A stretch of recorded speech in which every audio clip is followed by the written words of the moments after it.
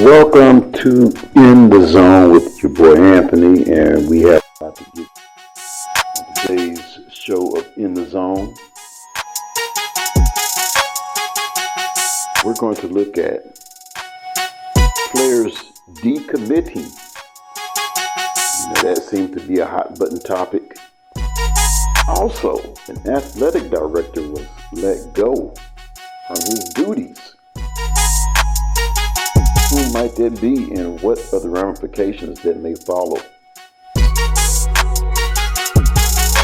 So, stay locked in the zone because we're going to bring you that and so much more. So let's just get this show started right now. Once again, welcome to In the Zone. This is your boy Anthony, and a lot to get to today. I know this has no bearing on what's going on in the state of Kansas, other than the fact that this young man played ball at Sunrise Christian Academy, which is in Bel Air, Kansas. Of course, Wichita likes to lay claim to that school, but they're in Bel Air, right there on 45th Street. I drive by there frequently. So it's in Bel Air, Kansas. It's a basketball hotbed. But four-star small forward Bobi Klintman decommits from Colorado. Less than 3 weeks after committing to Colorado, Sunrise Christian Kansas Academy small forward Bobi Klintman has decommitted from the Buffaloes, he told On 3's Joe Tipton. Klintman, a native of Malmo, Sweden, was the Buffaloes' third commitment to the class. Colorado beat out the likes of Utah, Wichita State, Wyoming, New Mexico, VCU, and others for Klintman.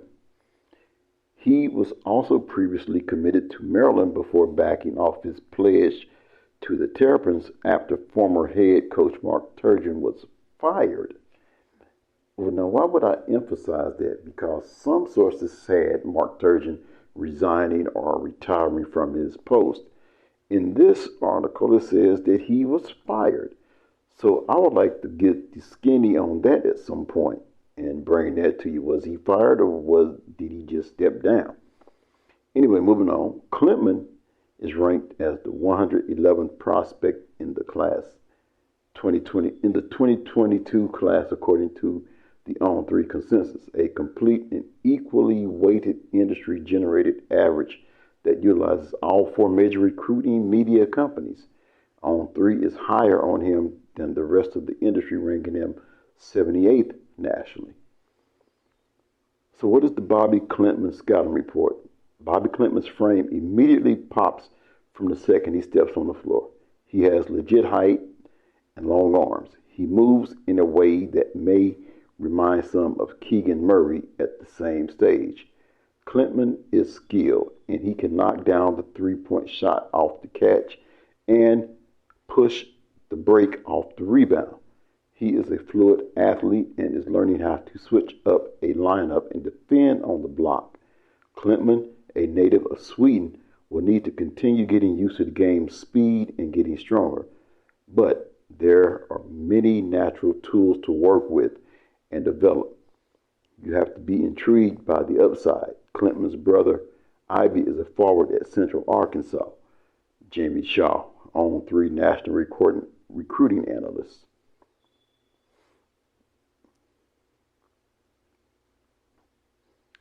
Bobi Klintman, a 6'8" small forward out of powerhouse Sunrise Christian Academy, has committed to the University of Colorado for the class of 2022. He tells On 3 this was at the time when he had committed. But like you say, his size is the one that steps out. 6'8", small forward. The reason he chose Colorado, though, was because of the coaching staff and the fit. However, there has been some changes, I would imagine, and that is what has led to his departure or his decommitment. Something has had to take place for him to decommit.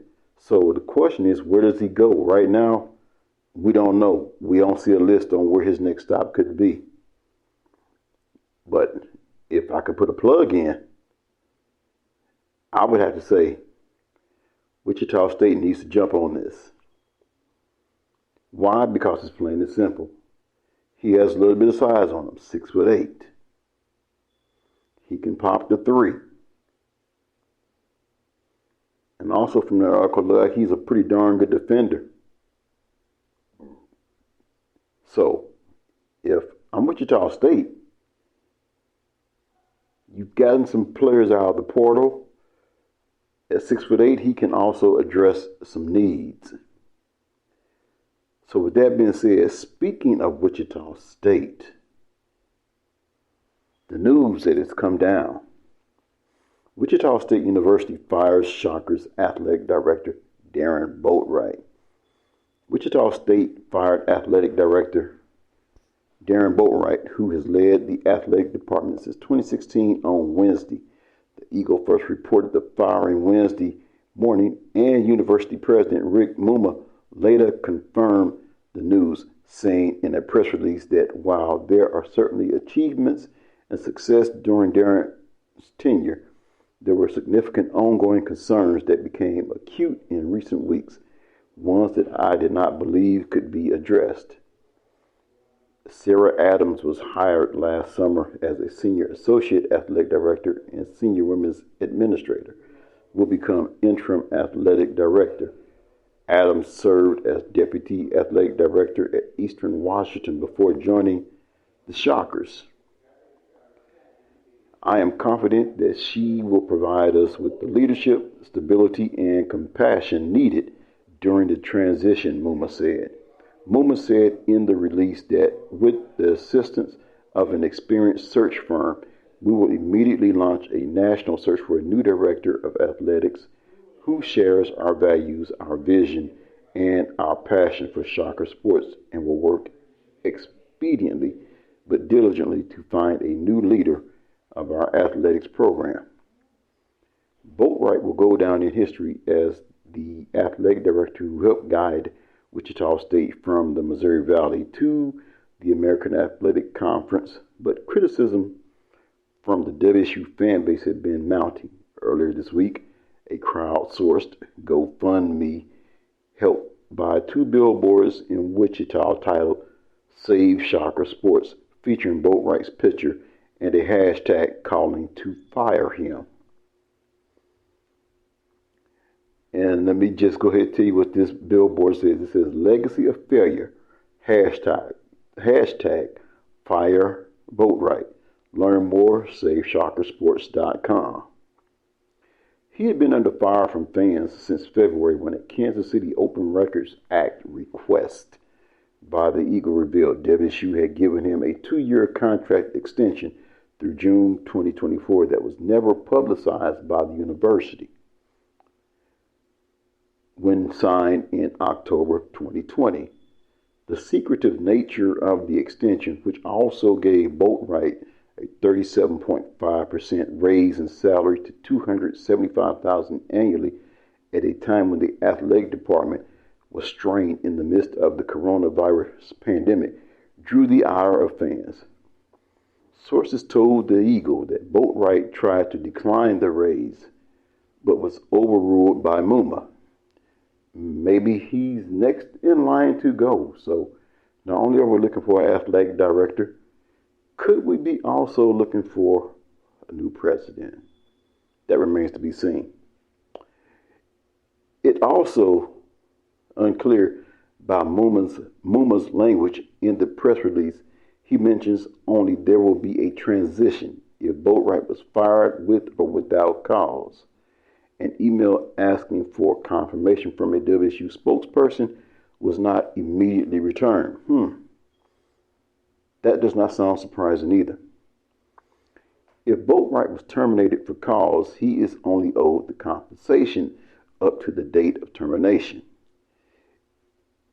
If it was without cause, then WSU's financial obligation is the remaining amount of his base salary through the end of the contract, which will be paid to Boatright within 30 days of the date of termination.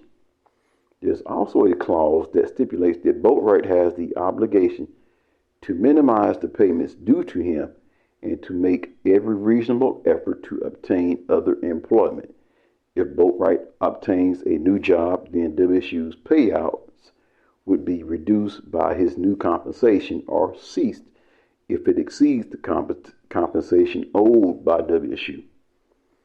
Boatright's extension was signed during a frantic time at Wichita State, exactly 2 weeks after WSU acknowledged it had launched an independent investigation into abuse allegations made against men's basketball coach Greg Marshall, who would reach a $7.7 million settlement to resign on November 17, 2020.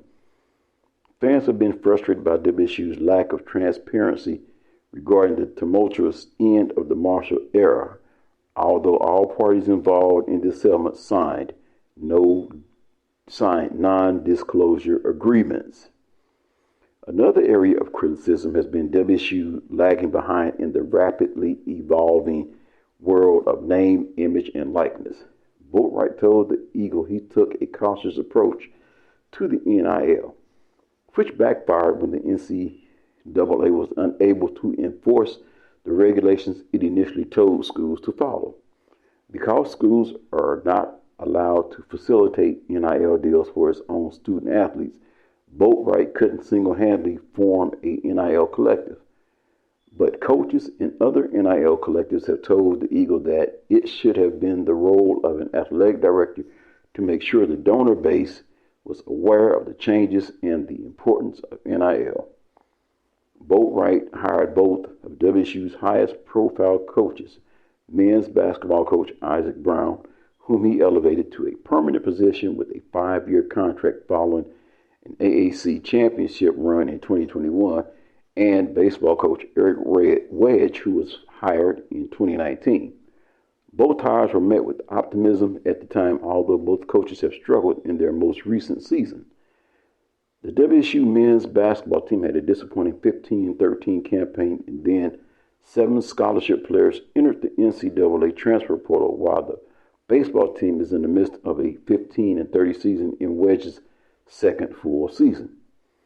Other accomplishments for Boatright, who worked in the WSU athletic department for 12 years, including overseeing the fundraising efforts for the X-Stadium renovations and the $13.8 million student athlete center that opened in 2020.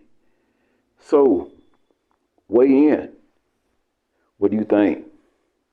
Was this the right move for WSU to let Darron Boatright go? In other words, terminate his services? I am very curious to see what your comments are going to be. But what I am going to do right now is I am going to take a break. And when I come back to In the Zone, I will have some more for you. So stay locked in the zone with Anthony. There is so much more to come, and I'm more than happy to bring it to you. You're in the zone with Anthony. Stay tuned. I'll be right back.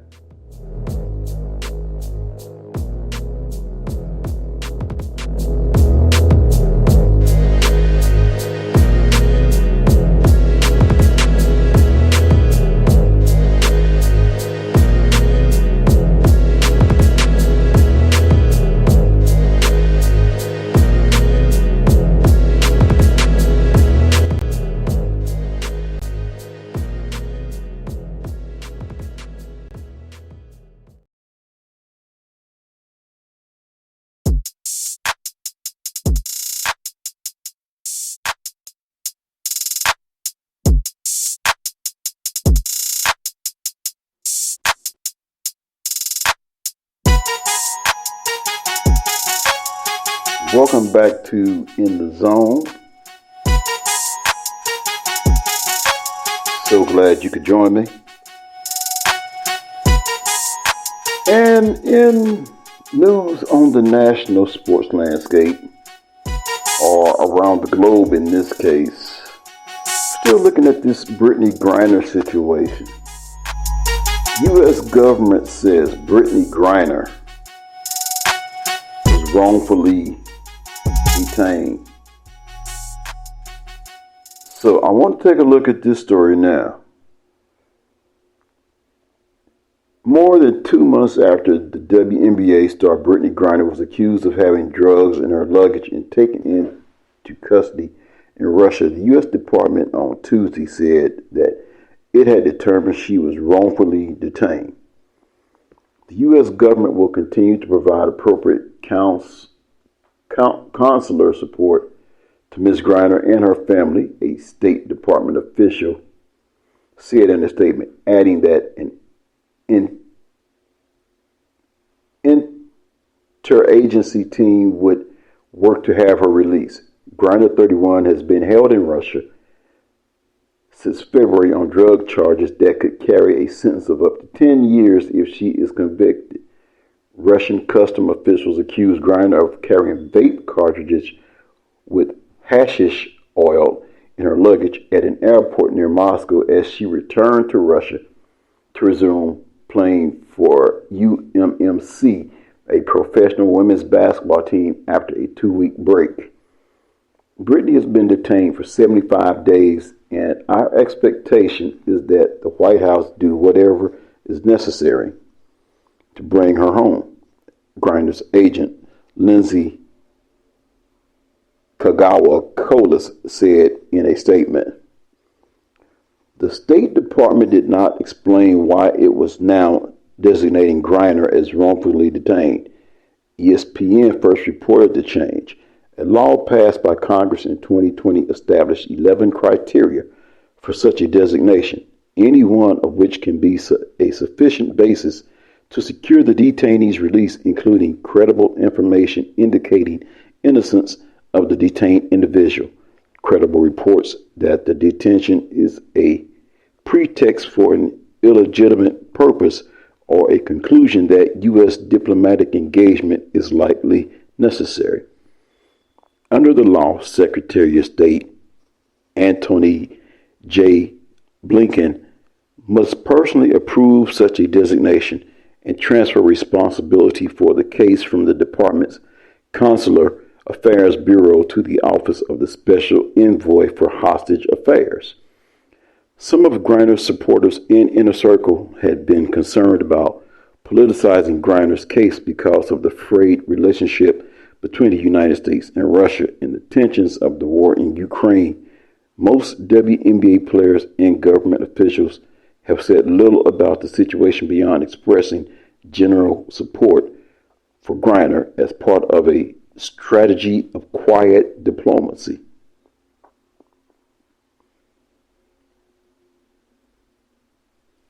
In other cases of wrongful detention, the United States had insisted that it would not link the fate of imprisoned individuals to larger policy issues. The State Department has repeatedly said, for instance, that Americans held in Iran are not part of the negotiation between Washington and Tehran to restore the 2015 Iran nuclear deal. In March, a Russia court extended Griner's detention until at least May 19 and denied an appeal from Griner's legal team in Russia, who had hoped to have her transferred to house arrest. That hearing did not deal with the merits of the case. Word of Griner's new status comes less than a week after the United States conducted a prisoner swap with Moscow. Russia had for 2 years detained Trevor R. Reed, a former U.S. Marine, on what his family considered to be trumped-up charges of assault. Reed's release renewed optimism that Griner also would be freed. As I do everything in my power to get BG home, my heart is overflowing with joy for the Reed family, Griner's wife, Sherelle Griner, wrote on Instagram. I do not personally know them, but I do know the pain of having your loved one detained in a foreign country. That level of pain is constant and can only be remedied by a safe return home. Among publicly known cases of Americans wrongfully held abroad, the average case has lasted more than 4 years, and Cynthia Lorchester, Director of Research at the nonprofit James W. Foley Legacy Foundation, the foundation is named after an American journalist kidnapped in Syria and executed by Islamic State in 2014. The United States has designated as wrongfully detained American citizens and U.S. nationals who are currently imprisoned in China, Venezuela, Iran, Afghanistan, Belarus, Myanmar, and Cuba, among several other nations. In an interview with 60 Minutes that aired on February, Roger D. Carsons, the diplomat who will be overseeing the interagency effort to free Griner, said that over 40 Americans were wrongfully detained abroad. Many WNBA players join international teams to earn additional income during the league's offseason. The top-tier players can make more than $1 million by playing in Russia. Griner, a two-time Olympic gold medalist and seven-time All-Star, is set to earn about $228,000 with the WNBA's Phoenix Mercury in 2022. In the 2022 season, according to the website, her hoop stats just shy of the league's maximum salary. The WNBA's new season begins Friday. The league plans to acknowledge the importance of Griner by featuring her initials and jersey number 42 on the sidelines of teams' home courts. There's not a day that goes by where we're not spending significant time on strategizing with essentially the administration experts, WNBA Commissioner Kathy Engelbert told the New York Times in an interview last month. She added, "Everybody wants her to come home as quickly as possible. It's a complex situation." So once again, I didn't do it on my last podcast, but I definitely plan to do it on this when I put it in my descriptions. The hashtag is simply Free Brittney Griner 42. Hashtag Free Brittney Griner 42. And I hope that catches on and becomes a significant hashtag until she is freed and brought home to where she needs to be, and that's right here in the United States, suiting up with the Phoenix Mercury.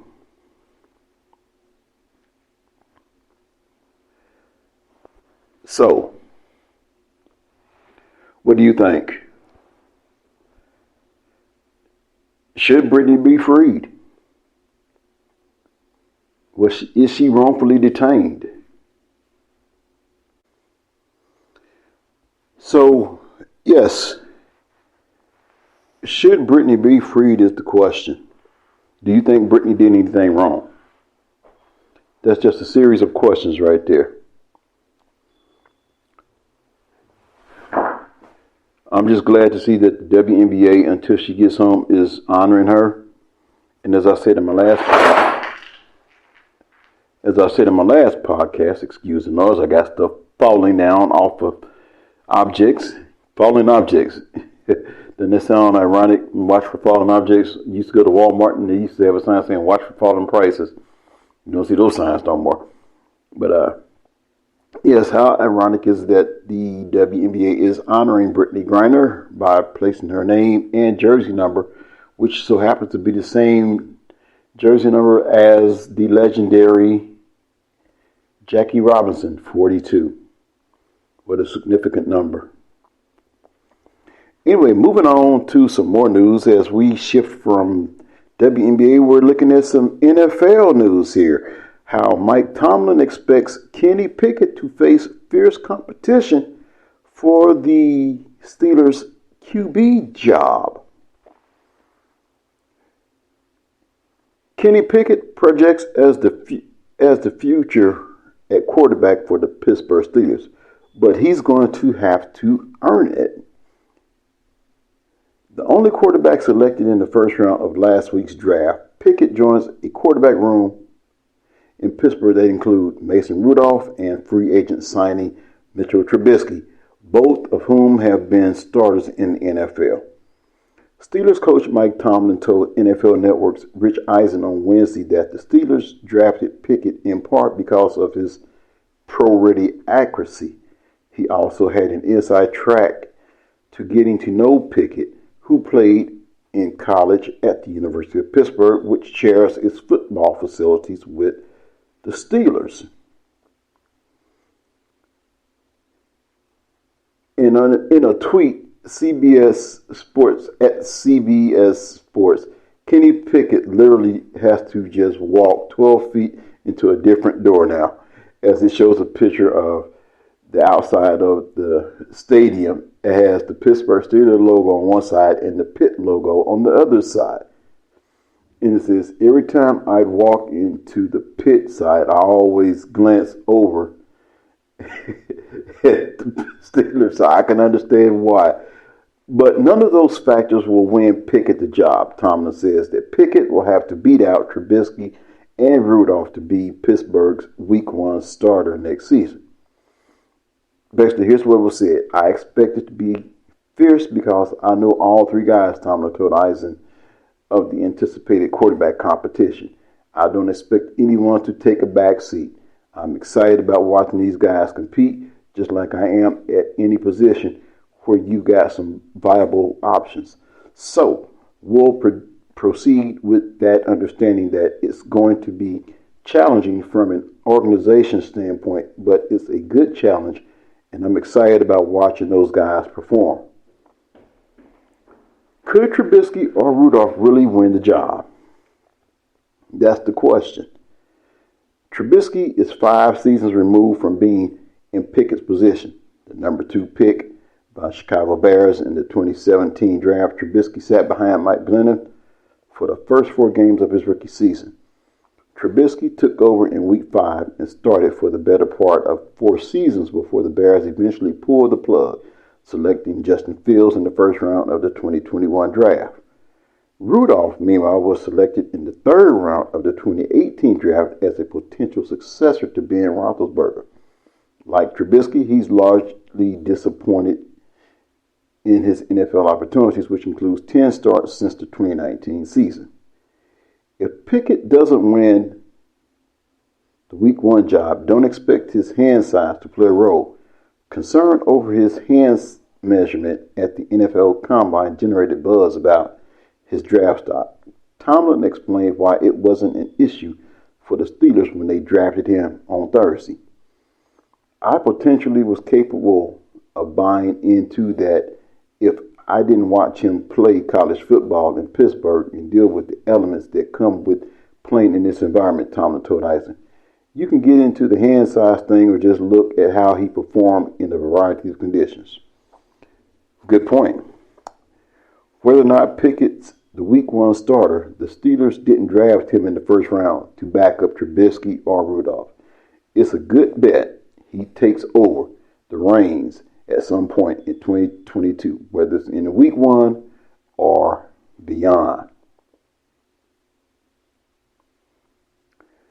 So with that being said, we are going to now transition to the 2023 NFL Draft prospects to watch.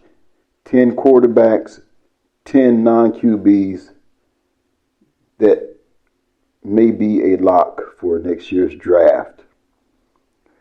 The 2023 NFL Draft is 359 days away, but we must be ready. So if you look back at an early peek at 25 prospects for the 2022 NFL Draft from roughly 1 year ago today, you'll see we nailed a lot of eventual first-round picks. 9 of them, in fact, including Derek Stingley Jr., Kayvon Thibodeau, Ikem Ekwonu, Evan Neal, and Chris Olave. Also has some eventual undrafted players such as Jalen Weidemeyer, Bubba Bolden, yikes, plus several players who returned to school on the list. Have to fully admit that a lot can happen in the next 51 or so weeks. It's a good launching point until we get to August when the helmets and pads return.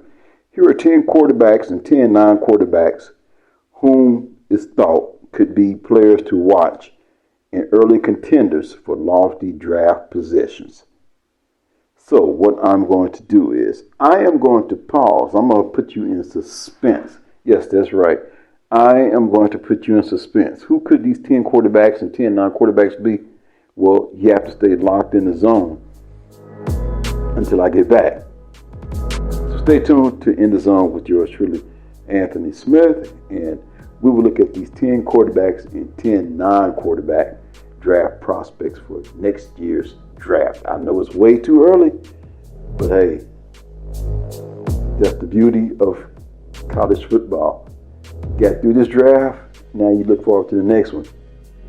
So stay tuned. I'll bring it right back to you. I'm going to go hard on it.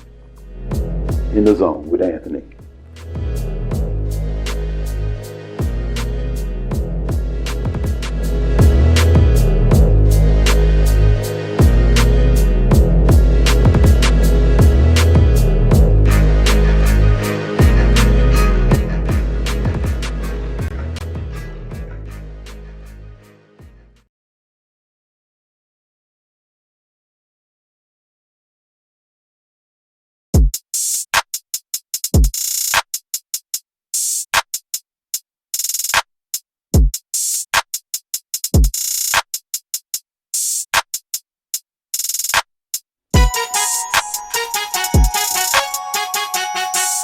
Welcome back to In the Zone with yours truly, Anthony Smith. As we were getting ready to now dive into taking a look at the top 10 quarterback prospects and the top non-10 quarterbacks on Wednesday evening. It's been raining all day. Just rainy, cloudy, thunder, and lightning. So, this is the good place to be, is locked in the zone with Anthony. Yes, thank you. Appreciate those applause. I was wondering where the audience was at. Y'all must have been trapped in the rain or something. Anyway, let's look at the top 10 quarterbacks and the top 10 non-quarterbacks as we hope that we are entertaining those who are listening to this podcast. So, the quarterbacks start out with C.J. Stroud, Ohio State, perhaps the early favorite for QB1 honors. Stroud has a nearly perfect environment in Columbus, an elite offensive designer and head coach Ryan Day, a true go-to receiver, a possible stud at left tackle, and a vibrant run game. Plus, Stroud has the arm talent teams seek in a franchise passer. I love the way he layers passes over the second level of the defense and puts it where his receiver has the best chance to catch it and maximize YAC, which is yards after catch. Bryce Young, Alabama. There will be questions about his height. He's listed at 6 foot, but we tend to doubt that number. And Young isn't a scrambler, but his anticipation, smarts, and toughness will appear to be top-notch. Plus, Bama, once more, is fairly loaded at the skill positions and will have continuity on the offensive coaching staff. Young is an ultimate point guard at QB. Expect some Drew Brees comparisons for his ability to distribute the ball over the field and make unexpected things happen on the fly.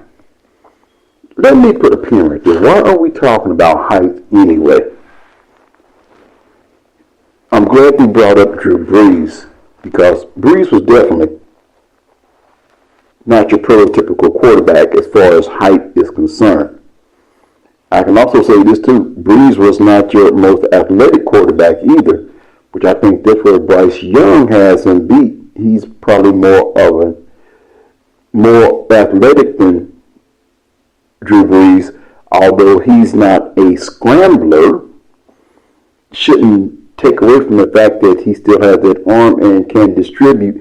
In other words, he's not going to be locked in on one receiver. He's going to know where to get the ball to, when to get the ball to, how to get the ball to. So I think you have to start throwing some of these narratives out, like, he has to be this tall and has to, how did that look for Denver when they played against Tampa Bay in the when they played against the Washington Redskins in the Super Bowl with Doug Williams as the quarterback? Hello, somebody. I think I just said something right there. Anyway, as I said, Young once again is the ultimate point guard at QB. Expect some Drew Brees comparison for his ability to distribute the ball all over the field and make unexpected changes. Make unexpected things happen on the fly.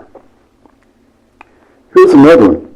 Phil Jurkovec, Boston College. With an unorthodox style, Jurkovec is a fun debate here, but he has the playmaking instincts, size, and fun ability to be discussed in this range.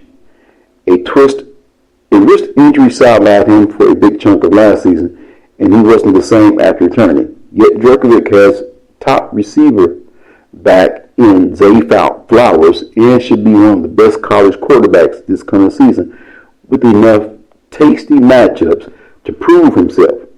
We see a little Ben Roethlisberger in his game.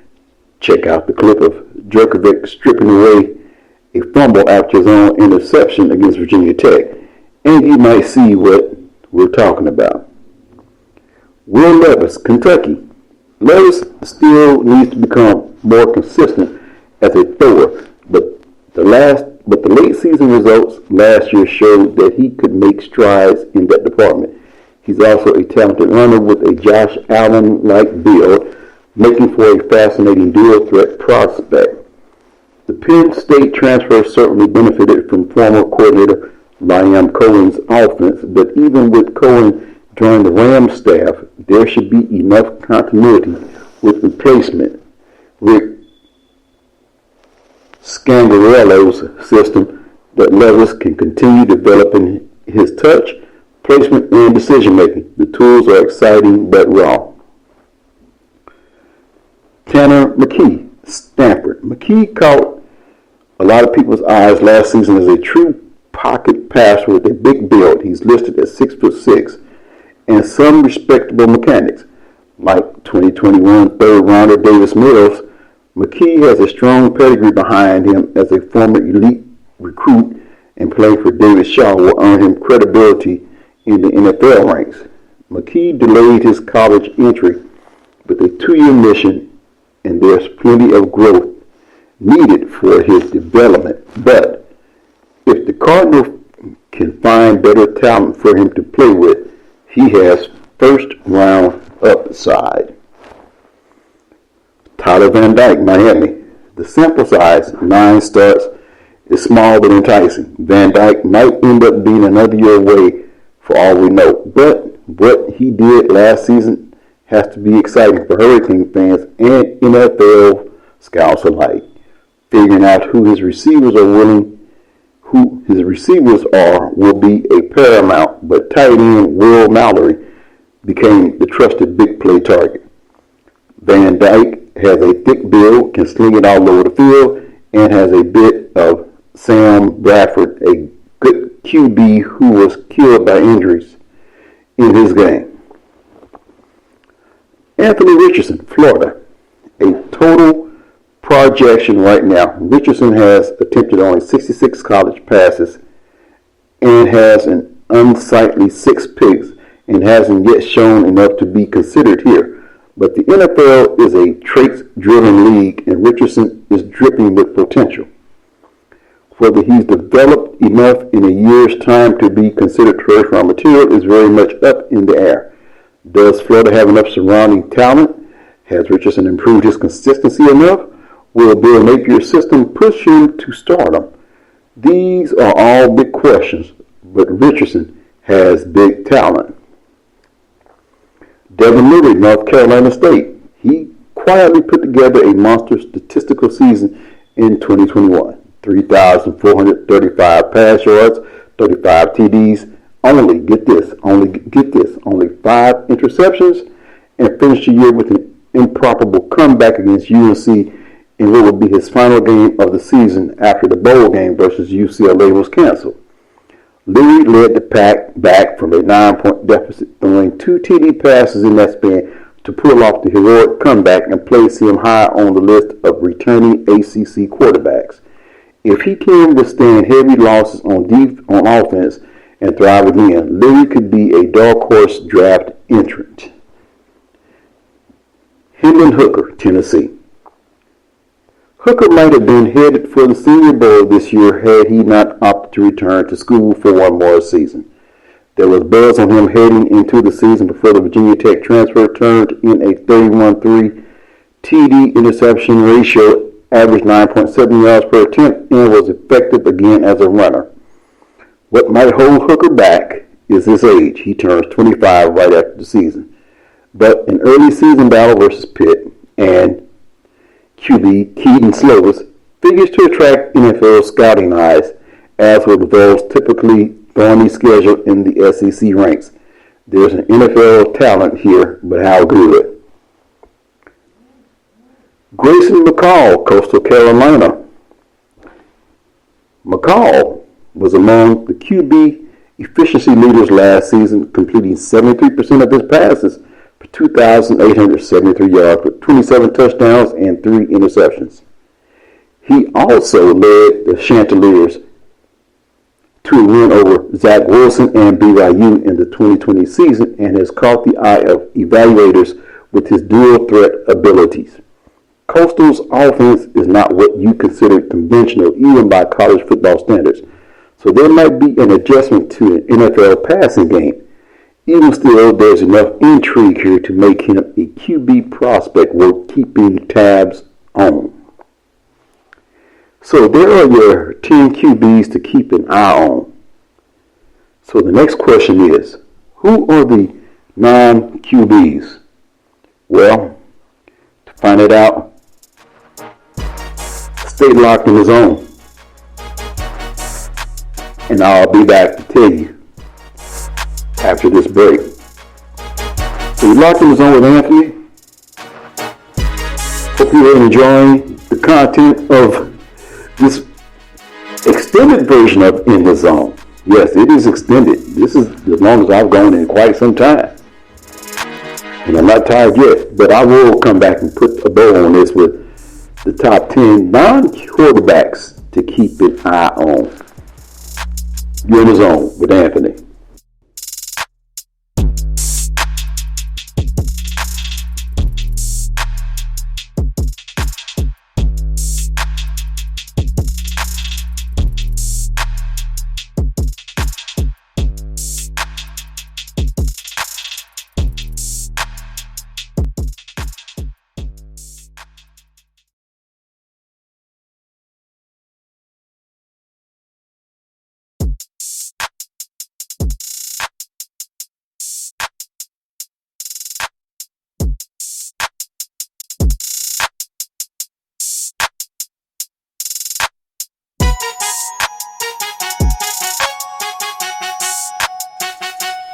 Welcome back to In the Zone.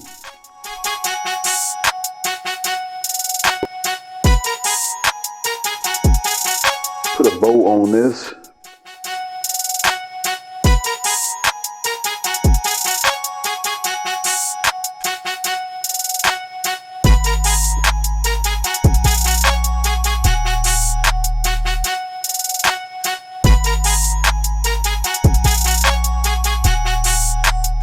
Informative. As I've given you in that last segment, the top 10 quarterback prospects. Also, there are some other prospects to look at. We just didn't go into detail, but we would mention them by name. Kedon Slovis, Pittsburgh. Spencer Rattler, South Carolina. Cameron Ward, Washington State. Sam Hartman, Wake Forest. Jake Hayner, Fresno State. Aiden O'Connell, Purdue. Jaron Hall, BYU. And Brennan Armstrong, Virginia. Which now will lead to the non-quarterbacks as we take a look at them now. And we start that off with edge rusher Will Anderson Jr., Alabama. Had Anderson been able to apply for the 2022 draft, he'd have been the number 1 overall pick. We feel entirely confident in making that bold proclamation because, well, it's true. The Bronco Nagurski Trophy winner racked up an absurd 34.5 tackles for loss, 103 total tackles, 17.5 sacks last season in 15 games. Anderson was robbed for a spot as a Heisman Trophy finalist as the best defender in college football last season and profiles as a Von Miller type of rusher at the next level. He's also the overwhelming favorite early on to be the first non-QB drafted in the 2023 draft. Defensive tackle Jalen Carter, Georgia. One day we might look back at the NFL talent the 2020 to 2022 Bulldogs produced and compare it to the early millennium Miami Hurricanes of legend. Really, that's how deep they've been the past few years, and Carter might be the best defensive prospect among them. He's a scheme wrecker for multiple spots and has top 10 potential. He might be a better NFL prospect than 2022 first-rounders Trayvon Walker, Jordan Davis, and Devontae Wyatt, so long as Carter proves he can thrive without that type of talent surrounding him. Wide receiver Jackson Smith, Ohio State. Just turn on the Rose Bowl tape and ask yourself how a receiver could have a better outing than that one. 15 catches on 16 targets, 336 yards, 3 TDs, all against a Utah defense that routinely is among the better groups in college football. Smith lined up mostly in the slot last season, so it will be interesting to see how they unleash him this coming season. Wherever he is, expect C.J. Stroud to find him often. Edge rusher Nolan Smith, Georgia. Oh, you thought Georgia's talent well had dried up? Spoiler, no. Smith was Rivals' number 2 overall recruit in the class of 2019 behind only Derek Stingley Jr. Now he's stepping up into a primary role for the Dogs and should be a household name in no time. Smith shined in the 2 playoff games as he was too good to take off the field despite all the talent in Athens. He's not massive, but the elite athleticism is impossible to miss. Offensive tackle Paris Johnson Jr., Ohio State. The Buckeyes' right guard a year ago, Johnson is expected to move to left tackle for one of the most exciting offenses in college football this coming season. Protecting Stroud's backside carries a heavy burden, but OSU has been cranking out the offensive line talent in recent years and figures to do so again with Johnson whenever he chooses to come out. It could be a leaner offensive line talent pool, so a big year could vault Johnson into the round 1 discussion. Tight end Michael Mayer, Notre Dame. One of the most mature young tight ends in the country the past few seasons. Mayer might not be drafted as highly as Kyle Pitts was in 2021, but the sky is the limit for Mayer's NFL potential.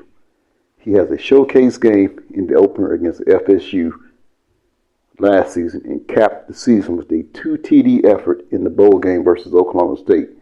Mayer's length, receiving ability, and toughness are all traits the NFL loves in tight ends.